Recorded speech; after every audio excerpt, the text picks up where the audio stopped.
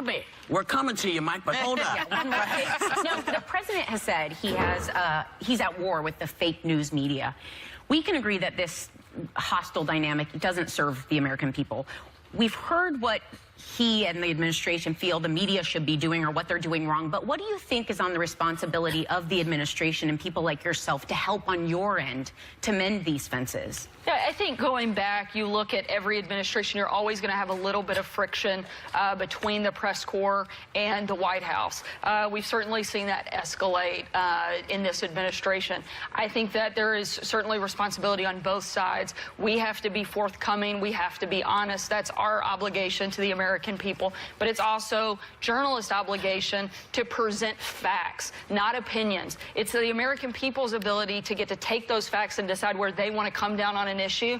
To me, a good news story is if all the facts are presented and you don't know which side the author of that story is on. Right. And I think we need to get back to a little bit less editorial comments from the media and a little bit more fact delivering to the American people. But my clarification here is that when he refers to the media, that's a massive group of people. Technically, we're media, there are journalists. I feel that by specifying when there's something wrong, I think that is a responsibility of the administration, because the problem is you have an American people that are now distrusting, because this has been a consistent talking point of his and the administration's. It's dangerous because the media is here for a purpose. It has a very important historical role. And when people that don't know the difference in these mediums are sitting out there going, oh, medium, fake news, you are kind of taking away a check and balance of society. It's also very dangerous for the media not to live up to the responsibility that they have, and that is to actually present factual information. But I mean, a lot of times I sit in a room. When one person does it, I think you need to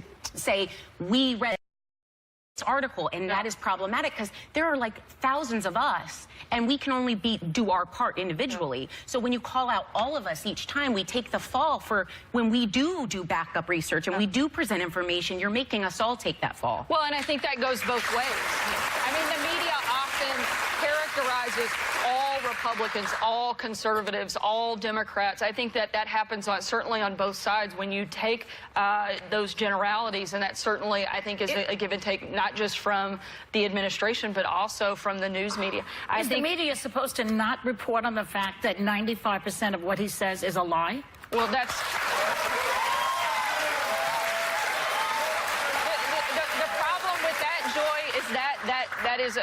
That is you are doing exactly what we're talking about and pushing a false narrative. No, it's not. 95% of what the president says is not a lie. It's from PolitiFact, from Politico. It's not just the dreaded New York Times. It is other outlets that say it. 5% of his statements are true. 5%. That's just it. And I feel for you. I feel sorry for you that you have to go out and defend those lies every day. And that has been documented. And so as the face of really the administration, what do you say to the American people when you have a boss that engages in untruths? Well, I completely disagree with the fact that what you're saying is only 5% of that is true.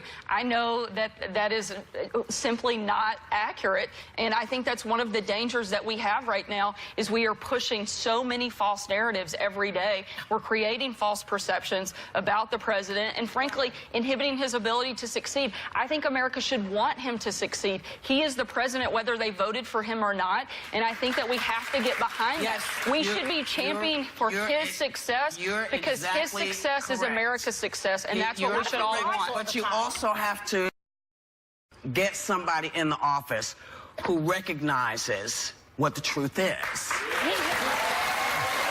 that, I mean, because, and I will take you just to one point that we can all agree on. Where was President Obama born, and is he an American citizen?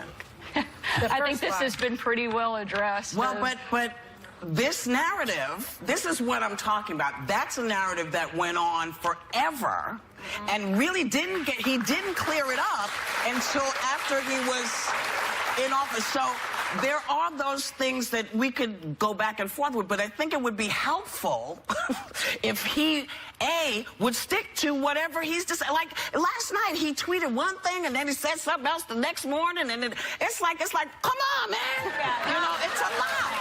It's a lie. I don't think what happened happened yesterday, I disagree that that was inconsistent messaging. The point of yesterday, you've got a very intense legal battle, and the timeline was not set by Donald Trump. It was set by the courts. A decision was forced to be made yesterday. With DACA. You have one of two choices. You can either let the courts decide, which means the program can end immediately, which I think the entire country has agreed that that's not a good thing, including the president, or you can take 6 months and you can force Congress to actually do their jobs. A lot of people are protesting Trump Tower. I think they should go protest the United States Capitol, because those are the people that have the ability to actually make laws, and if they he had need come to out, step up and do their job. If he had come out and not sent Jeff Sessions out, if he had come out, stood with you, stood next to you and said, this is just my opinion. If he had stood next to you and said, listen, Congress, you didn't act when you could have acted 4 years ago, 8 years ago. Now I'm demanding that you act. If he stood with you and said that, I'd feel better. But Jeff Sessions didn't say, he didn't do it for me.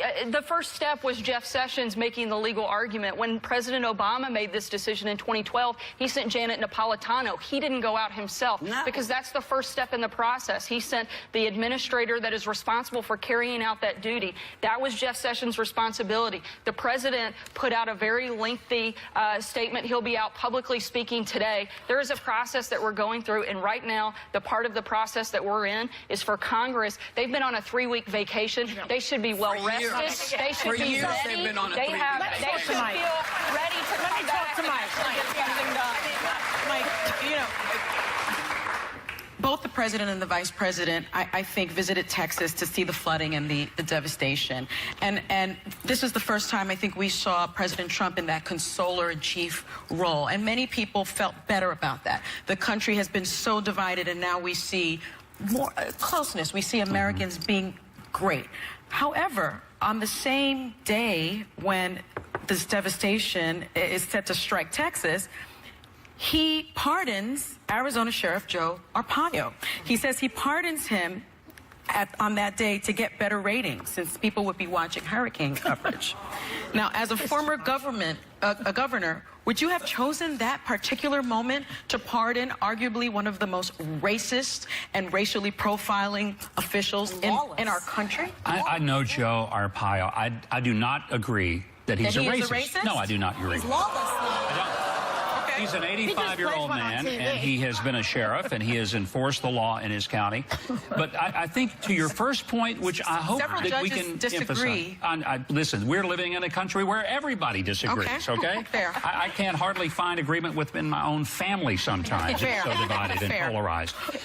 But what to mention was this was a president who not only did the important job of standing up federal resources to assist in Texas, but then he got criticized for not showing enough empathy. He goes back, he hugs people, and then people are saying, we got to find something to hate this guy for. I mean, I'm just telling you, the man could We don't believe him because he lies so much. No one believes anything. Take what he does. That's the problem. What he did in that hurricane relief is what's important. And what he did was ensure that every federal agency was fully engaged in helping those people, and then that he was giving attention to it on a personal level. But, folks, look, there's so much Trump hate out here that if he took a drinking straw and sucked out every drop of flood water from Houston and spit it into the Gulf of Mexico, they would have said he should have spit it into the Indian Ocean. I have to say to you, I have to say this to you. This is a gentleman who is now going to learn the cost of cutting all of these programs. Because these are the programs that we needed, and this is why we needed them. So he'll learn, he'll figure it out, because that's what every president does, right? That's what every president does. They figure it out. But I think he has not done himself a whole lot of good with some of the things he decided to do and how he started all of this. I think that is a lot of what's happening. I actually think that's a great point, that I agree with you. He's not looking to better himself. He's making decisions that I think better the American people. By making government... making government work more effectively and more efficiently and using resources in a more responsible manner, I don't think that's something that we should... And they're taxpayer dollars. That should be looked at in a more... We're going to go and come right back, and we're not They're coming. The torture continues.